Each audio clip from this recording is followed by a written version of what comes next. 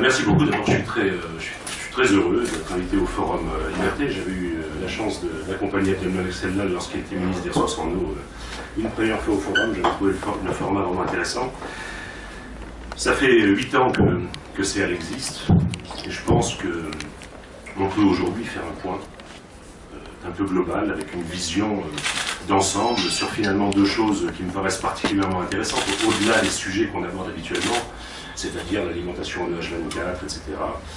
C'est d'une part, finalement, comment on fait pour faire fonctionner un service public efficacement, c'est quoi les priorités pour faire fonctionner un service public efficacement, comment on doit s'y prendre, et comment on s'y est pris en tout cas chez CEAL. Et la deuxième chose qui me tient personnellement particulièrement à cœur, c'est quid des talents en Algérie et comment on fait se développer les talents dans un service public, parce que finalement, derrière un service public, il y a des hommes et des femmes. Et comment on a fait chez CEAL, puisque c'était l'un des attendus du contrat pour travailler là-dessus. Alors, je vais vous parler de quoi? Je vais vous parler de la particularité de ce projet CEAL, pour resituer un peu les choses dans leur contexte. Je vais vous parler précisément de la manière dont CEAL s'y prend pour mettre en œuvre le service public le plus conformément possible aux attentes des citoyens, et je vous expliquerai comment on écoute ces attentes. Donc de l'importance fondamentale de la mobilisation des hommes et des femmes de l'entreprise, parce que je pense que évidemment les 6000 employés de l'entreprise ont joué un rôle très grand. De quelques défis qui me semblent rester à relever, et puis enfin, je voudrais vous parler un peu de responsabilité sociétale, parce que je pense que finalement tout ça peut se résumer dans une approche moyen-long terme de responsabilité sociétale. Alors, CEAL est né sur un contexte très particulier, celui du début des années 2000. Je pense que vous êtes tous plus ou moins algérois. Vous avez tous vécu ça, donc très grande criticité de l'alimentation en eau, la galère, on va dire, la galère de l'eau, une forme d'inacceptabilité par la population. Et donc là, les autorités algériennes qui prennent les choses en main et décident de changer radicalement le cours des choses, et pour faire ça, décident, compte tenu de la complexité de la situation à Alger, à la fois par son ancienneté et puis par, j'y reviendrai tout à l'heure, par la complexité technique, de faire appel à un partenaire étranger de référence, en l'occurrence Suez Environnement, un partenaire ensemblier dont le métier c'est justement de gérer l'eau et l'assainissement, de manière à structurer une démarche avec deux objectifs fondamentaux. Premièrement, remettre le service à un niveau de standard international, donc en gros faire à Alger ce qui se fait dans les grandes capitales mondiales. Et puis deuxièmement, et c'est ça qui est très original, c'est en profiter pour transférer le savoir-faire aux équipes locales, de manière à durabiliser, à rendre durable finalement les progrès réalisés. Alors, ce projet il a été préparé de façon particulièrement soignée. Je dis ça par rapport à d'autres projets à travers le monde. Il y a beaucoup, donc on parle de partenariat public-privé, il y en a beaucoup à travers le monde. Et celui-là a été préparé très soigneusement. On a travaillé plus d'1 an, la main dans la main avec les responsables à l'époque de l'eau et de l'assainissement d'Alger, et puis les spécialistes de Suez Environnement, pour construire un projet qui tienne la route, c'est-à-dire définir clairement des objectifs qu'évidemment l'Algérie a voulu ambitieux, mais surtout déterminer de quels moyens il y avait besoin pour atteindre ces objectifs ambitieux. Parce que souvent, il y a des pays qui construisent des objectifs très ambitieux, mais qui ne réfléchissent pas bien aux moyens. Ensuite, ça ne marche pas, on comprend pourquoi. Donc, très bonne préparation. Et ensuite, une particularité à ce projet, c'est que l'ensemble des parties a joué le jeu dans la durée, depuis 8 ans. Je dis ça aussi parce qu'il y a beaucoup de partenariats publics-privés dans le monde où l'une des parties, et pas forcément l'opérateur d'ailleurs, au bout d'un moment lâche le manche. Et donc le truc retombe, et là aussi on comprend pas pourquoi ça marche pas. Là ça a bien marché de ce point de vue. Un petit mot quand même sur l'Algérie dans le référentiel international par rapport à l'accès à l'eau. Vous savez qu'en 2002, Kofi Annan a rehaussé au niveau des priorités internationales, vraiment des priorités humaines, l'accès à l'eau. Quelques pays se sont particulièrement mobilisés sur le sujet, l'Algérie en fait partie. Le ministre des Ressources en eau rappelait récemment que 3000 milliards de dinars avaient été investis depuis 2000 dans le secteur de l'eau et de l'assainissement en Algérie. C'est colossal et c'est remarquable. Je veux dire, aujourd'hui, l'exemple algérien, au-delà de CEAL, l'exemple algérien globalement dans le domaine de l'eau est absolument remarquable sur une échelle internationale. C'est un pays qui a des moyens, mais qui a su consacrer une partie importante de ses moyens à l'accès à l'eau et à l'assainissement.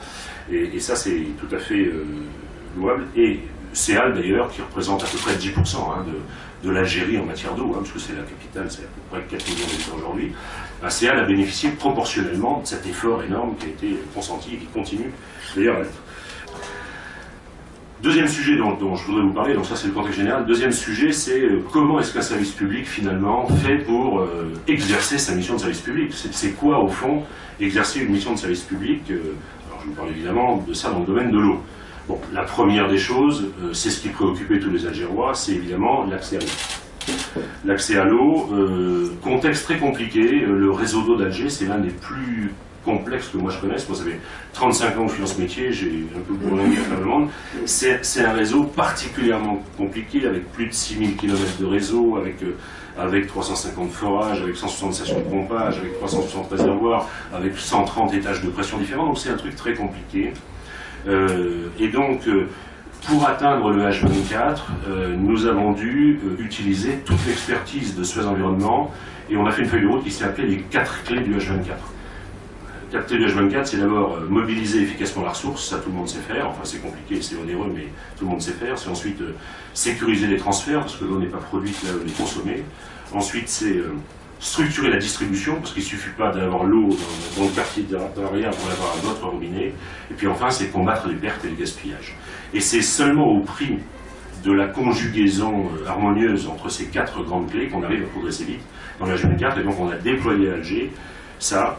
On a, pour vous donner une idée, on a réparé énormément, plus de 200 000 fuites, par exemple, juste sur ce sujet-là. À Alger, on a renouvelé 350 km de réseau, on a renouvelé 85 000 branchements, on a posé plus de 400 000 compteurs, donc un énorme effort technique.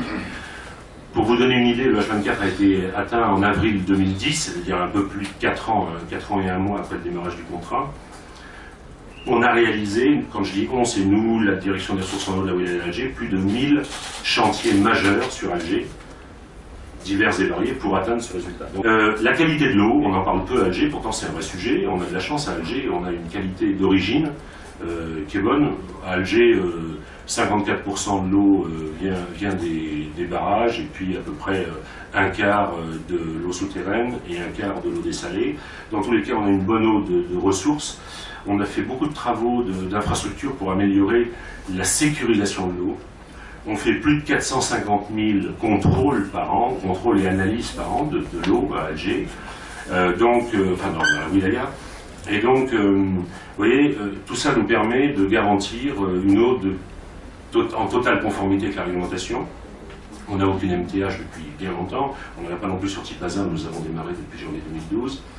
Et ce qui est très intéressant, c'est que quand on questionne les citoyens tous les ans à travers une enquête de satisfaction, en fait, il y en a à peu près 25% d'entre eux qui ne savent pas bien ça, et qui attendent d'ailleurs une meilleure information sur ce sujet-là. C'est très intéressant parce qu'on voit que c'est une information d'un niveau de maturité déjà relativement élevé, donc on travaille là-dessus, sur le marketing finalement de l'eau du robinet. Troisième sujet dont je voudrais vous parler, donc après avoir évoqué finalement comment on s'efforçait de répondre aux attentes des citoyens, c'est la ressource humaine. Là aussi, c'est un sujet dont on parle très peu. Et je trouve que c'est dommage parce qu'il y a beaucoup de talent dans ce pays. Et notamment, si on veut faire un service public qui marche, un service public comme celui de CEAL, c'est 6067 employés qui, tous les jours, finalement, sont les ambassadeurs du service de l'eau et de l'assainissement. C'est eux les ambassadeurs, c'est pas moi. C'est eux. Et donc la question, c'est comment est-ce qu'on crée une adhésion collective sur un service qui a traversé des moments assez difficiles et qu'il faut vraiment accompagner pour qu'il se cale à des standards internationaux, ou en tout cas à un niveau de service de bonne qualité. Alors, je l'ai dit tout au début, les autorités algériennes, dès le départ, dans les actes fondateurs du contrat de CEAL, avaient mis le transfert de savoir-faire comme un axe essentiel, aussi important que la remise à niveau du service. Et du coup, Suez Environnement a utilisé ce qu'elle savait faire de mieux dans le domaine. Alors, on a mis en place finalement un certain nombre de précurseurs, je dirais, parce que je pense qu'il faut aborder les choses comme ça, pour installer un climat dans l'entreprise propice à susciter l'adhésion à l'acquisition de nouvelles compétences. La première chose, on a mis en place une culture d'entreprise partagée. On a fait ça très tôt, on a fait ça en 2007-2008. On a identifié, là aussi, à travers des focus group, pas avec nos clients cette fois-ci, mais avec notre personnel, quelles étaient finalement les valeurs qui incarnaient le mieux notre projet. Alors, la première des valeurs, ça a été le professionnalisme. Parce que, je vais y venir tout de suite après, on a développé beaucoup le travail sur l'amélioration des compétences techniques, on va dire opérationnelles, mais pas seulement techniques, aussi administratives, etc. La deuxième valeur, c'est le dynamisme, parce que ce projet il est porté vraiment par une ambition dynamique. Et la troisième valeur, c'est la confiance. Et ça, c'est tout à fait intéressant. C'est la plus intéressante des trois, d'ailleurs. Parce que ça a permis de planter un décor relationnel à l'intérieur de l'entreprise où les gens du service public se sentent en confiance.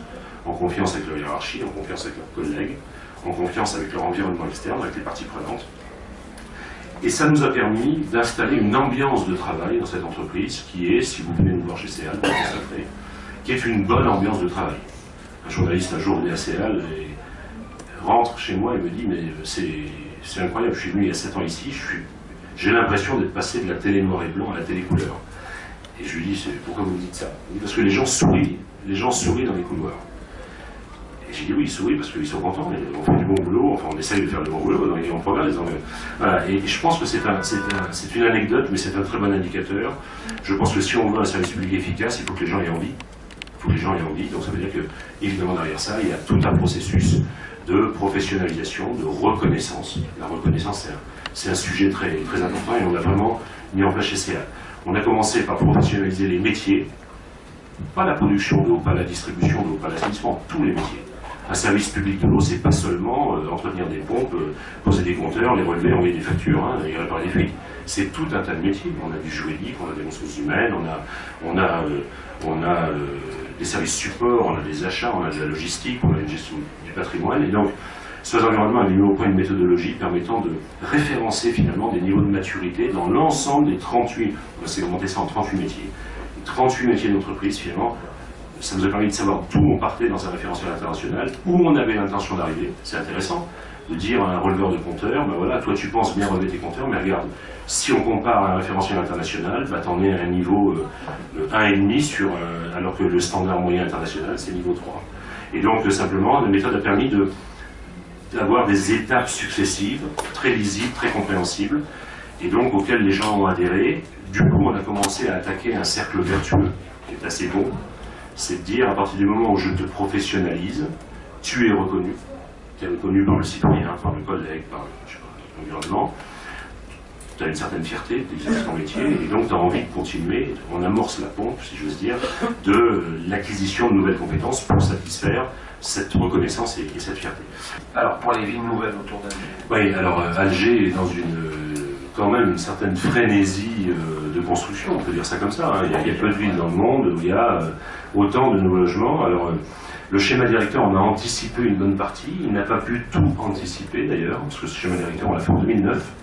On l'actualise en permanence parce qu'il y a des nouveaux programmes de logement. Et c'est vrai que les nouveaux programmes de logement, globalement, quand on regarde, leur poids, leur barycentre, il est un peu sur l'ouest de la wilaya d'Alger, alors que les ressources principales d'Alger viennent de l'est. Je dis bien principales.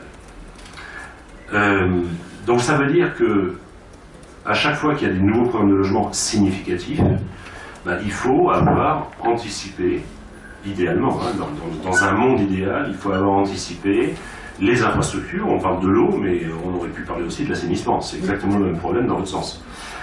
C'est pas toujours tout à fait anticipé pour différentes raisons, notamment parce que beaucoup de programmes sont réalisés très rapidement.